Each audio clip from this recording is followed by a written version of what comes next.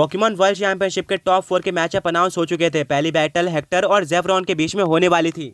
वहीं पर दूसरी बैटल ओल्ड मैन और ऐश केचम के बीच में थी। दोनों ही मैचअप्स काफी ज्यादा अमेजिंग थे।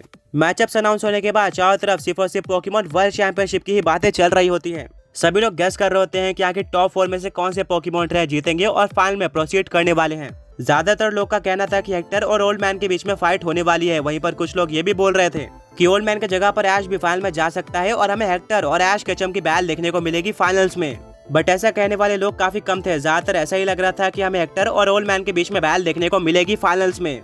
काफी कम ऐसे पोकेमॉन ट्रेनर्स थे जिनको ज़ेफ्रॉन के ऊपर भरोसा था। वो एक न्यू पोकेमॉन ट्रेनर है और हेक्टर को सरप्राइज कर सकता है। बट सबसे बड़ा सवाल यह है कि क्या वो इतना स्ट्रॉन्ग है कि वो हेक्टर को डिफीट कर पाएगा। यह तो हमें आगे ही पता चलने वाला है। सारी ऑडियंस से वोटिंग ली जाती है ये जानने के लिए कि उनके अकॉर्डिंग कौन से पोकेमॉन ट्रेनर्स के बीच में फाइनल होने वाला है और कौन से पोकेमॉन ट्रेनर्स फाइनल में पहुंचेंगे। 75% लोगों का मानना था कि Hector definitely Pokemon world championship के फाइनल में जाने वाला है। 20% लोगों का मानना था कि ओल्ड मैन फाइनल में जा सकता है। वहीं पर सिर्फ और सिर्फ 4.5% पोकेमॉन ट्रेनर्स ने ऐश को वोट किया था और कहा था कि ऐश भी फाइनल में जाने वाला है, जो कि काफी कम परसेंटेज था।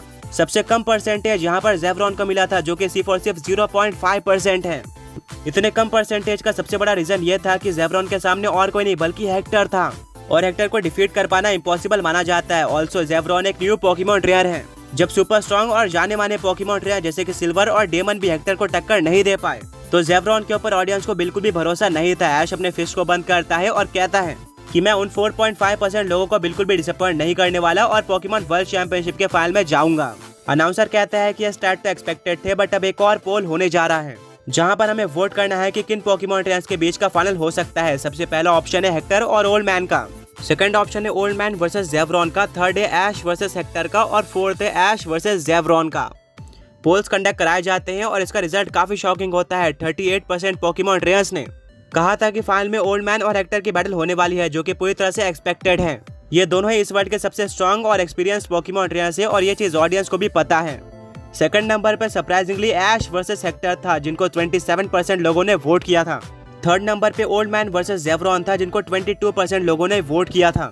और फाइनली लास्ट नंबर पे ऐश वर्सेस ज़ेफ्रॉन था, जिनको सबसे कम लोगों ने वोट किया था और ये 13% थे। यानी कि ऑडियंस के अकॉर्डिंग फाइनल में ज़ेफ्रॉन वर्सेस ऐश की बैटल होने के चांसेस काफी कम है।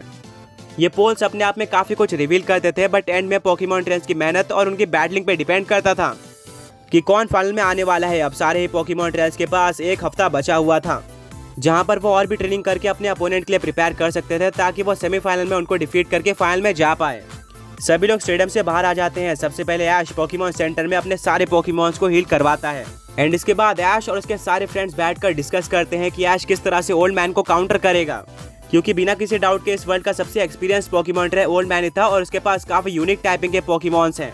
सबसे बड़ा खतरा ऐश के लिए ओल्ड मैन का एक्लिप्सर एक्स होने वाला है, जो कि एक ग्रेविटी टाइप पोकेमॉन है। ऐश को बिल्कुल भी नहीं पता है कि एक्लिप्सर एक्स को किस तरह से काउंटर किया जाए और उसके ऊपर कौन से अटैक का यूज किया जाए। उसकी कोई टाइप एडवांटेज या फिर डिसएडवांटेज भी नहीं है। उसके पास काफी सारे स्ट्रॉन्ग अटैक्स भी थे और एबिलिटीज तो कमाल की थी, जिसके चलते ऐश के स्ट्रॉन्ग से स्ट्रॉन्ग पोकेमॉन्स भी उसके पास नहीं पहुंच पाए थे। ऐश और उसके सारे फ्रेंड्स शांति से एक रूम में बैठते हैं, जहां पर ब्रॉक ओल्ड मैन के बारे में रिसर्च करता है, जहां पर उसको पता चलता है कि इंटरनेट के ऊपर ओल्ड मैन के बारे में ज्यादा चीजें नहीं बताई गई है, उनके बारे में ज्यादा इन्फॉर्मेशन नहीं दी गई है और अब ऐश और उसके फ्रेंड्स को जो भी प्लान बनाना था वो उनको खुद बनाना पड़ेगा। अभी तक ऐश और उसके फ्रेंड्स को ओल्ड मैन के सिर्फ और सिर्फ 2 ही पोकेमॉन्स पता थे। ब्रॉक उन दोनों पोकेमॉन्स के लिए स्ट्रेटेजी क्रिएट करता है कि ऐश को उन दोनों पोकेमॉन्स के सामने अपने किस पोकेमॉन को यूज करना चाहिए, जो कि उन पोकेमॉन्स को इजीली डिफीट कर पाए। ये तो पूरी तरह से क्लियर था कि नॉर्मली ओल्ड मैन को डिफीट नहीं किया जा सकता। आगे बढ़ने से पहले पिछले पोके क्विज के विनर्स ये रहे एंड आज का क्वेश्चन ये है कि हमारे सीरीज के अंदर एट्रो रीजन में ऐश को सबसे पहला एक पोकेमॉन कौन सा मिला था। अगर ऐश बिना कोई स्ट्रेटेजी के जाता है तो ओल्ड मैन डेफिनेटली ऐश को पूरी तरह से डिस्ट्रॉय कर देगा, जैसा कि उसने टोबियास के साथ किया था। अगले एक हफ्ते के लिए ऐश और उसके फ्रेंड्स पूरी तरह से स्ट्रेटेजी बनाते हैं। ऐश अपने पोकेमॉन्स को कड़ी ट्रेनिंग देता है, क्योंकि ये उसके जर्नी की one of the biggest battle होने वाली थी। काफी रिसर्च करने के बाद ब्रॉक को एक ऐसे एट्रो पोकेमॉन के बारे में पता चलता है जो कि ओल्ड मैन को इजीली काउंटर कर सकता है। उसके पास एक काफी यूनिक एबिलिटी है, बट प्रॉब्लम ये थी कि ऐश को उस पोकेमॉन को एक हफ्ते के अंदर कैच करना पड़ेगा और वो पोकेमॉन सुपर रेयर है, जो कि नॉर्मली कहीं पर भी देखने को नहीं मिलता है और ऐश उसको ट्रेनिंग भी नहीं दे पाएगा। स्टिल उसकी एबिलिटी ही इतनी स्ट्रॉन्ग है कि वो ओल्ड मैन के 1-2 पोकेमॉन्स को तो डिफीट कर ही देगा। ब्रॉक रिसर्च करता है कि आखिर वो पोकेमॉन ज्यादा कहाँ पर देखा जाता है, जिसके बाद उसको पता चलता है कि इस पोकेमॉन को एट्रो रीजन के माउंटेन्स पर देखा गया है। इस पोकेमॉन का नाम ज़ेराशियल था और ये एक फेरी और नॉर्मल टाइप पोकेमॉन था। इसको मिथ ईटर पोकेमॉन के नाम से भी जाना जाता है। इसकी एबिलिटी के बारे में ऐश और इसके फ्रेंड्स को ज्यादा तभी जानने को मिलेगा जब वो इसको एक्चुअली में कैच करेंगे। बिना किसी टाइम वेस्ट के ऐश अपने शाहजाद को बाहर निकालता है, जिसके बाद ऐश और इसके फ्रेंड्स निकल जाते हैं एट्रो रीजन के माउंटेन्स को एक्सप्लोर करने के लिए, जहाँ पर पॉसिबली एक ज़ेराशियल हो सकता है।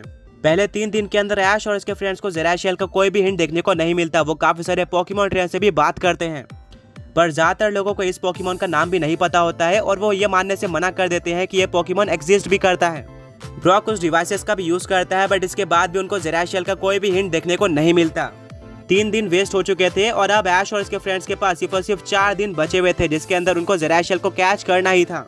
ऐश और इसके फ्रेंड्स हार मानने को मना कर देते हैं। वो और भी काफी सारे माउंटेन्स को एक्सप्लोर करते हैं। चौथे और 5वें दिन में भी उनको कुछ खास देखने को नहीं मिलता और वो एक माउंटेन पे पहुंच जाते हैं, जहां पर उनको एक काफी पुराने पेड़ के नीचे एक ओल्ड मॉन्क मेडिटेट करते हुए देखने को मिलता है।